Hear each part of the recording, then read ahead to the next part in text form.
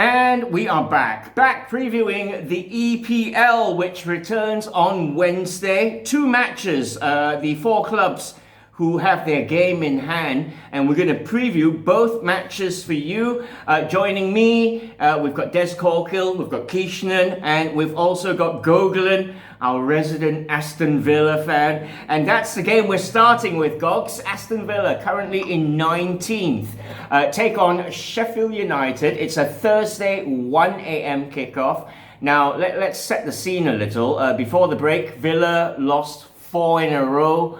They slipped down to 19th, but maybe the enforced break has come at a good time. You've got players back, and what's the outlook from the Villa fan point of view, Gogulan? Like you said, that break came in really handy because now we got McGinn back and we got Wesley back.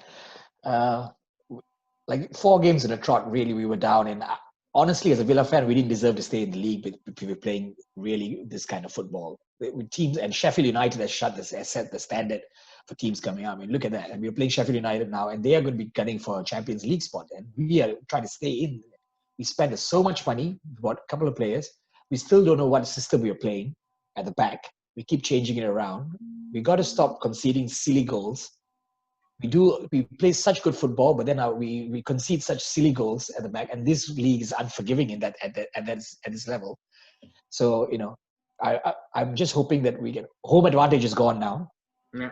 Also, we really had really good home advantage, and that's gone now because there's no fans and everything. That might be a pro, it might be a con. I'm not sure yet with the Premier League. Grealish still pulling the string, so yeah, I have to be positive. Well, when you've got Jack Grealish, he's a star, but Joe McGinn is massive. He's better than Danny Drinkwater, isn't he, Des? Poor old Danny Drinkwater. He gets a lot of stick. So Danny Drinkwater had a couple of terrific seasons, and then he was expected to kick on and become a world-class player and didn't. I'm just thinking, sorry, my focus was more on Sheffield United, and I'm wondering if they're going to be able to maintain their remarkable start, because Sheffield United are in touching distance of a Champions League place, and they've done it in a strange old way. They've been nice to watch, but boring at the same time. They get defenders forward, but when a defender goes forward, others drop in to cover, which is great teamwork. But the end result hasn't been for great entertainment. They've only scored 30 goals, I think, but their defensive record is very good. Now, if they've been able to maintain that same momentum from before the break, it's a 3-month break, let's not forget. So the teams are almost starting afresh. Then they could really cause an upset. They could get one of the big 6 to be out of the Champions League. Wouldn't that be fun? Yeah. Well, let's concentrate a bit on Sheffield United. Keish, certainties for relegation when the season began. Like everyone's saying, they're now chasing a Champions League spot. Big news is that Dean Henderson has been renewed, the Man United on-loan goalkeeper. They're looking good. Do you reckon they'll achieve top 6, top 4? That's the most exciting part, Ross, because we have absolutely no idea. As Des pointed out, this is like a whole new season starting all over again.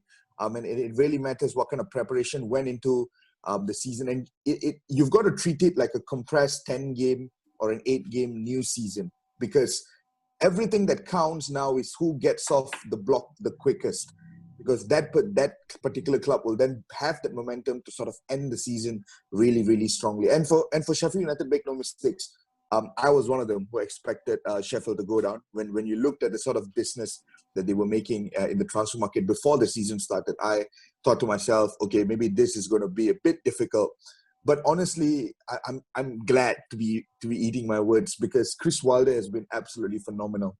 British managers get a lot of stick for supposedly being old school, for supposedly not having the tactical innovation that managers from continental Europe generally have.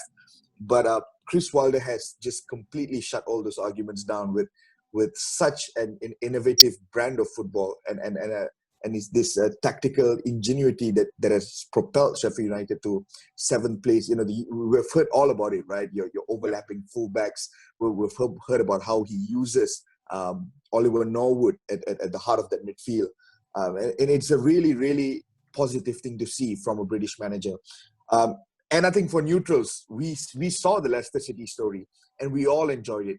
And this is not quite the Leicester City story, but it's up there for a team like Sheffield United to just be promoted and be pushing for a Champions League. It's absolutely incredible. And I genuinely hope, from the point of view of a neutral, I genuinely hope they do it, even if it comes at the expense of Man United. Honestly, Ross, like, who wouldn't want to see Sheffield United in the Champions League? Question is though, can they get off the block quickly? Because that'll be the biggest challenge.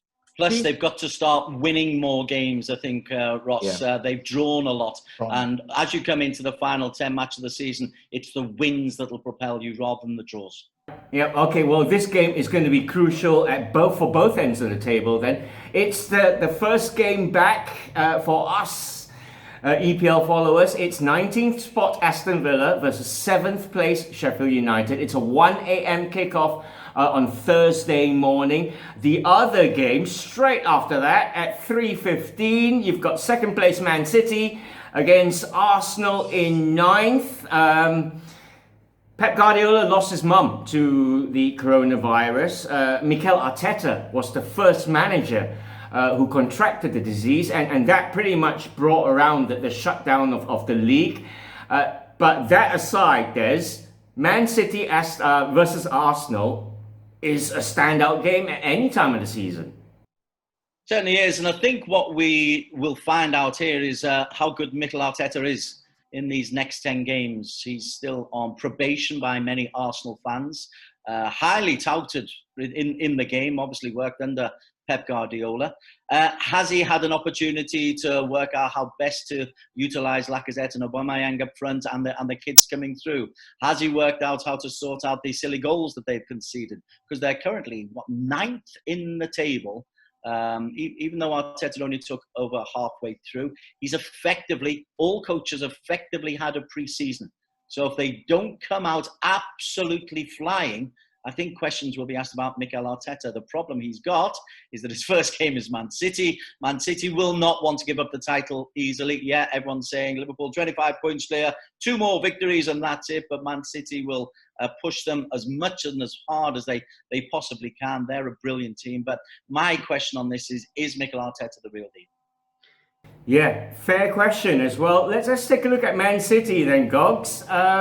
In the reverse match, it was a Kevin De Bruyne masterclass. He scored 2.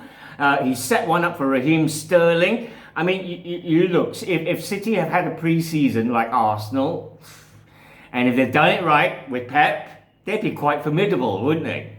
They are. I mean, I beg to disagree that City are going to give Liverpool a push. I think City have already given up the Premier League. You know, it's the Champions League now or nothing for them. And I don't know in what aspect the Champions League is going to be. So it's going to be actually a shorter Champions League, which is actually makes sense for them now. So I think they will be more concentrating on the Champions League. This is going to be one of their best shots for the Champions League. So, and you know, I don't really think I know they've given up the league already. It's going to take a catastrophic self-implosion of Liverpool for anything to happen right now. And every football fan knows that. And I think all City players know that also. Yes, in the PR thing to say is they will be pushing them to the limit, but I personally don't think they are. 2020, Gogs, and you're taking things for granted after all that's happened this year. And that's honestly the point, Ross. Like, if you look at, I mean, if you remember the glimpses that we got of Pep Guardiola and the kind of perspectives that he tries to drill into his players through the All or Nothing Amazon Prime's TV show, I think Guardiola is the kind of guy who will always try to find a way to sort of drill his players. And I think the most fascinating bit about Man City and the context of how the league is restarting is, okay, you're so many points behind Liverpool, but you've got a considerable amount of games to play. Yeah. How do you drill into the players that there's something to be done? There's something to be accomplished. Because I don't think Pep is the kind of guy who is willing to just throw in the towel and just let, the game stick by itself. I think he's a very competitive guy. He likes to portray himself as a nice guy, but he's ultra competitive. And I think that ultra competitiveness will sort of push him to find a way to get his players to drive. And I agree with Dez. I mean, I think obviously Liverpool are like, they're just sort of just crawling towards the title at this point. But this is 2020, Ross. We've seen so much in the last 4 months. And at this point, if Liverpool self-capitulate, I wouldn't even be surprised anymore. Well, Godzilla will... That would be a party in the streets of Manchester. No, forget that. We've got Godzilla versus King Kong to look forward to or something. It's 2020. All right, let's wrap up this little preview then with predictions from everybody. And we're going to start with you, Des. Villa against Sheffield United. Score prediction, please. Goalless, I'm afraid. We're going to get off to a damn squib because Villa are desperate for the points. Sheffield United don't score enough goals. So goalless for me, or at the very best, a low-scoring draw. What about you, Gogs? Surely the Villa. 2-1 to the Villa. 2-1 to the Villa. You heard it here first. McGinn, trademark free kick. And hopefully Wesley. With an assist from Jack Grealish, undoubtedly. True. Sheffield United to win then, huh? Yeah, I'm a big Sheffield United fan, and I think Chris Wilder is going to be silencing everyone yet again. Sheffield United to win this one 2-0. I'm going to text you. In the morning. All right, quick round for Man City versus Arsenal. Then, Des, what's going to happen? Man City. They're used to playing in front of empty stadiums, so that won't really make a difference to them. Wow. How long have you been waiting to say that? Wow. Waiting all along to show. Gogs, City, Arsenal. City, 2-0. And Keish? Yeah, I think I can't see a way Arsenal get something out of this. I think City will dominate this one and get a win as well. That's the football you've got to look forward to this week. For now, let me thank the guys. Thanks to Des, thanks to Keish, thanks to you, Gogs, as well. Thanks to everybody for listening. Of course, we'll be back next week. Have a great week, everybody. Bye-bye. Now then, it's 20. The referee looks at his watch.